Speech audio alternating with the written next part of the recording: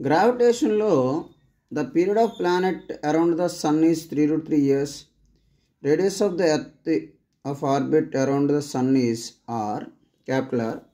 Find the radius of the planet orbit around the sun. అంటే అర్థం ఏంటంటే sun చుట్టూ ఎర్త్ అనేది ఉంది అనుకుందాము, ఒక ప్లానెట్, ఇంకొక ప్లానెట్ ఏమో ఏదో ఉంది.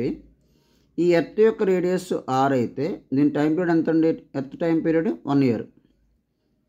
ఇప్పుడు ఒకవేళ ఇంకొక ప్లానెట్ యొక్క టైం పీరియడ్ 3√3 years అయితే అప్పుడు దాని రేడియస్ ఎంత అని అడుగుతున్నాడు, అంటే R2 ఎంత అడుగుతున్నాడు.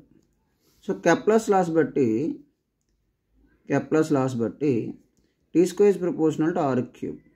So R2³ / R1³ is equal to T2² / T1². So R2 value మనకు తెలియదు, R1 వాల్యూ మనకు R³ అనుకుందాం. T2 వాల్యూ ఏమో 3√3 years whole cube but T1 1² ఓకేనండి. So R2³ / R³ is equal to 27.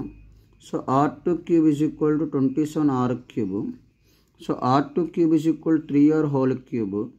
So R2 is equal to 3R. అంటే second planet యొక్క radius 3R అండి.